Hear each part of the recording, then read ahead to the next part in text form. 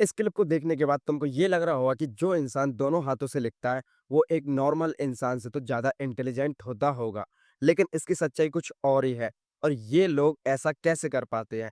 तो इसके पीछे सिंपल सी 2 रीज़न है और अगर तुम भी दोनों हाथों से लिखना चाहते हो, तो तुम भी ऐसा कर सकते हो। हम सभी को ये लगता है कि ये इंसान बहुत ही ज़्यादा इंटेलिजेंट होते हैं, लेकिन ऐसा नहीं है। जब एक रिसर्च हुई और उसमें पाया कि अगर कोई इंसान सिर्फ़ अपने एक हाथ का यूज़ करता है और एक ऐसा इंसान जो अपने दोनों हाथों का यूज़ करता है, तो वो इंसान ज़्यादा इंटेलिजेंट होता है जो सिर्फ़ अपने एक हाथ का इस्तेमाल करता है।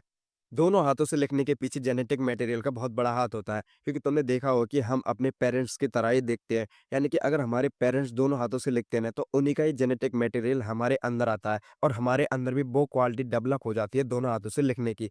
लेकिन अगर तुम्हारा जेनेटिक मटेरियल ऐसा है ही नहीं कि तुम दोनों हाथों से लिख नहीं सकते, तब भी तुम दोनों हाथों से लिख सकते हो, तो उसका एक सिंपल सा रीज़न होता है प्रैक्टिस। तुमने देखा होगा कि जब भी तुम नोटबुक पर लिखते हो, तो तुम अपने एक हाथ का इस्तेमाल करते हो, लेकिन जब तुम फ़ोन पर टाइपिंग करते हो, तो तुम दोनों हाथों के थंब का इस्तेमाल करते हो।